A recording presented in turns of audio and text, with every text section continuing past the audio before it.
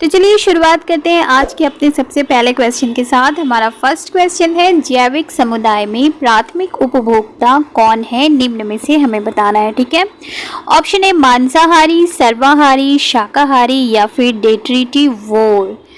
तो इसका correct answer हो जाएगा ऑप्शन सी, शाकाहारी। ठीक है, शाकाहारी प्राथमिक उपभोक्ता होते हैं, लेकिन इसका मतलब ये नहीं है कि अगर ये प्राथमिक उपभोक्ता हैं तो ये अपना भोजन स्वयं बनाते होंगे। जी नहीं, ये अपना भोजन स्वयं नहीं बनाते हैं, बल्कि अपने भोजन के लिए किस पर डिपेंड करते हैं, हरे पौधों पर निर्भर होते हैं। ठीक है, हरे पौधों पर डिपेंड करते हैं शाकाहारी, जो कि होते हैं प्राथमिक उपभोक्ता। ठीक है, नेक्स्ट क्वेश्चन है, पौधों में अर्धसूत्री विभाजन होता है।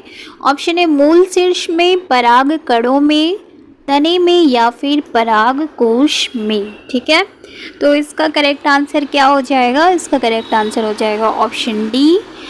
ये जो पराग कोश है उसमें होता है अर्धसूत्री विभाजन। ठीक है, चलिए जल्दी से देखते हैं हमारा नेक्स्ट क्वेश्चन क्या है। नेक्स्ट क्वेश्चन है, चिपको आंदोलन के प्रणेता कौन थे या कौन है। ऑप्शन है हेमवती नंदन बहुगुणा, सुंदरलाल बहुगुणा, मदर टेरेसा या फिर महात्मा गांधी। तो ये इस क्वेश्चन का आंसर तो आप जानते ही होंगे कि चिपको आंदोलन के जो प्रणेता थे वो थे सुंदरलाल बहुगुणा। और ये चिपको आंदोलन क्या था, चिपको आंदोलन था उस समय, ये उत्तर प्रदेश के चमोली गांव में हुआ था, जो कि इस समय अब उत्तराखंड राज्य में आता है। जब ये चिपको आंदोलन हुआ था 1975 में, तब ये उत्तर प्रदेश के चमोली गांव में आता था। ठीक है, और इसमें औरतों ने बहुत ज़्यादा बढ़ चढ़कर हिस्सा लिया था पेड़ों को, वनों को बचाने के लिए। इसमें क्या था, ये एक तरह से विरोध था, आंदोलन था वन विभाग और ठेकेदारों के खिलाफ, जो कि वन की कटाई कर रहे थे, उनसे वनों को, जंगलों को बचाने के लिए चिपको आंदोलन की शुरुआत की गई थी। ठीक है, नेक्स्ट क्वेश्चन है, इंसुलिन की रासायनिक प्रकृति क्या है। और ये जो क्वेश्चन है ये यूपी टेट में बहुत रिपीट होता है, कई बार ये क्वेश्चन आ चुका है। तो इसका ऑप्शन है विटामिन, प्रोटीन, वसा या फिर कार्बोहाइड्रेट। तो इंसुलिन जो है वो एक प्रकार का प्रोटीन है। ठीक है, तो इसकी रासायनिक प्रकृति क्या हुई, प्रोटीन। तो इसका करेक्ट आंसर हो जाएगा ऑप्शन बी। नेक्स्ट क्वेश्चन है हमारा, किसी पारितंत्र में तत्वों का चक्रण कहलाता है, क्या कहलाता है। ऑप्शन है जीव भू रासायनिक चक्र, भूवैज्ञानिक चक्र, रासायनिक चक्र या फिर इनमें से कोई भी नहीं। तो बहुत ही इजी सिंपल सा ये क्वेश्चन है और बहुत ही आसान सा इसका आंसर है। किसी पारितंत्र में तत्वों का जो चक्रण होता है वो कहलाता है जीव भू रासायनिक चक्र। ठीक है, पारितंत्र में जीव तो होंगे ही, तो जीव भू रासायनिक चक्र जो है वो पारितंत्र में तत्वों का क्या कहलाता है, चक्रण कहलाता है। ठीक है, बढ़ते हैं अपने नेक्स्ट क्वेश्चन की ओर। नेक्स्ट क्वेश्चन है, निम्नलिखित वाहनी ईंधनों में से किसे पर्यावरण स्नेही माना जाता है, यानी इनमें से कौन सा वो वाहनी ईंधन है जो हमारे पर्यावरण के लिए बहुत ज़्यादा नुकसानदायक नहीं है, या फिर जो कि हमारे पर्यावरण के लिए सुरक्षित माना जाता है। ठीक है, ऑप्शन है डीजल, पेट्रोल, द्रवित पेट्रोलियम गैस या फिर संपीड़ित प्राकृतिक गैस। तो डीजल, पेट्रोल और द्रवित पेट्रोलियम गैस ये तीनों ही पर्यावरण स्नेही नहीं माने जा सकते।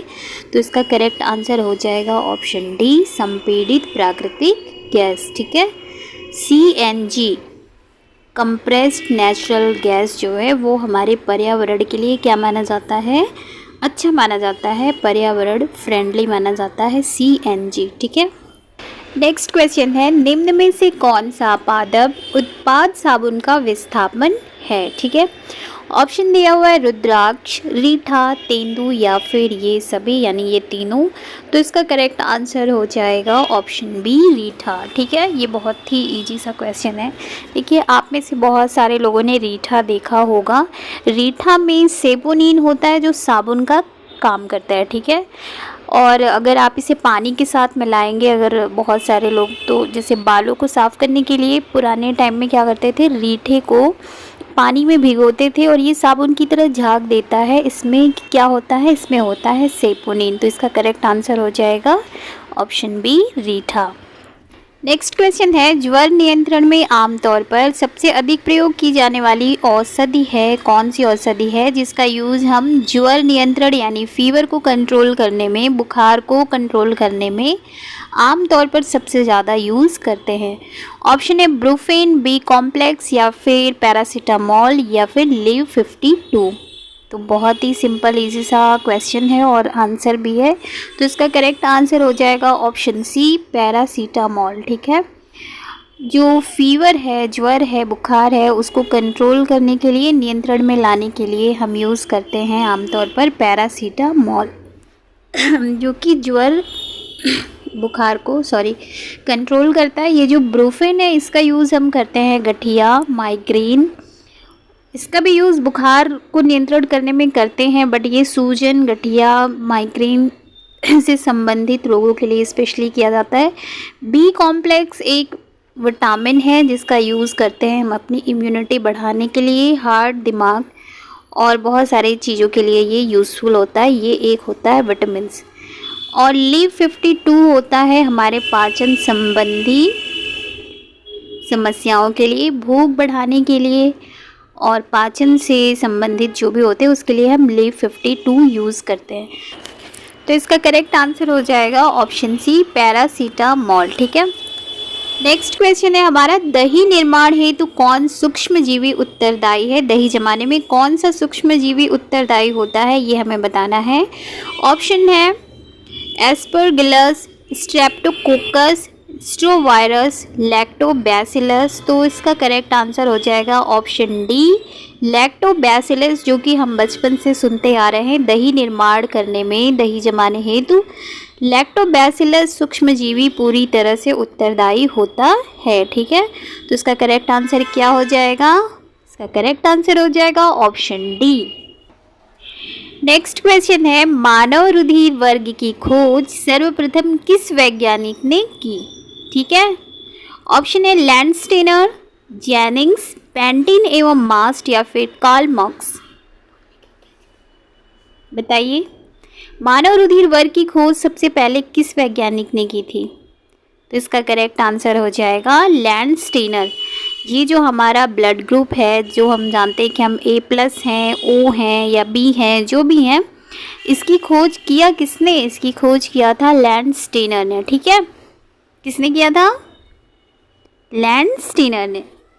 नेक्स्ट क्वेश्चन है, एक कोशीय सूक्ष्म जीव है, कौन सा सूक्ष्म जीव है जो एक कोशीय है? ऑप्शन है स्पाइरोगायरा, विषाणु, पैरामीशियम या फिर हाइड्रा। बताइए कौन सा है, आपको पता है? नहीं, इसका करेक्ट आंसर हो जाएगा पैरामीशियम। ठीक है, वेरी गुड। पैरामीशियम जो है वो होता है प्रोटोजोआ समूह का एक कोशीय सूक्ष्म जीव। कौन होता है? Paramecium. Very good. Next question है, जो शाकाहारी जंतु भोजन के लिए हरे पेड़ पौधों पर निर्भर करते हैं वे कहलाते हैं, क्या कहलाते हैं? ऑप्शन है प्रथम चरण उपभोक्ता, द्वितीय चरण उपभोक्ता, तृतीय चरण उपभोक्ता या फिर सिर्फ उपभोक्ता। तो इसका करेक्ट आंसर हो जाएगा ऑप्शन ए प्रथम चरण उपभोक्ता। ठीक है, क्योंकि वो जो है शाकाहारी जंतु हरे पेड़ पौधों पर, घास पर, हरे पेड़ पौधों पर पूरी तरह से निर्भर होते हैं, वो होते हैं प्रथम चरण उपभोक्ता। ठीक है, बढ़ते हैं अपने नेक्स्ट क्वेश्चन की ओर। हमारा नेक्स्ट क्वेश्चन है, सूर्य से निकटतम ग्रह कौन है? आपको पता है? रुकिए, ऑप्शन देने दीजिए। ऑप्शन है मंगल, बृहस्पति, शुक्र या फिर बुध। कौन सा है? बुध। Very good. सूर्य से निकटतम ग्रह है हमारा बुध। बुध जो है वो सूर्य से सबसे पास है। इसके बाद कौन सा ग्रह आता है सूर्य से निकटतम, यानी बुध के बाद कौन सा ग्रह आता है? शुक्र, वीनस। उसके बाद आती है हमारी earth. Very good. Next question है, भूकंप की तीव्रता नापने के यंत्र को क्या कहते हैं? यानी भूकंप जब आता है तो वो कितना तेज है, कितना कम है, उसकी तीव्रता यानी कितना तेज था भूकंप, इसे नापने के लिए जो हम यूज़ करते हैं उस यंत्र को हम क्या कहते हैं? ठीक है, ओके। ऑप्शन है फिजियोग्राफ, सिस्मोग्राफ, कार्डियोग्राफ या फिर बैरोग्राफ। आपको पता है क्या है? सिस्मोग्राफ। हाँ, भूकंप की तीव्रता नापने के लिए जिस यंत्र को हम यूज करते हैं उसे हम क्या कहते हैं? सिस्मोग्राफ। सिस्मोग्राफ कहते हैं। नेक्स्ट क्वेश्चन है हमारा, भारत की प्रथम महिला आईपीएस ऑफिसर कौन है? ऑप्शन है प्रतिभा पाटिल, पद्मजा नायडू, किरण बेदी या हंसा मेहता। आपको पता है? हाँ, किरण बेदी। Very good. भारत की प्रथम महिला आईपीएस ऑफिसर हैं किरण बेदी। ठीक है, तो इसका करेक्ट आंसर हो जाएगा ऑप्शन सी।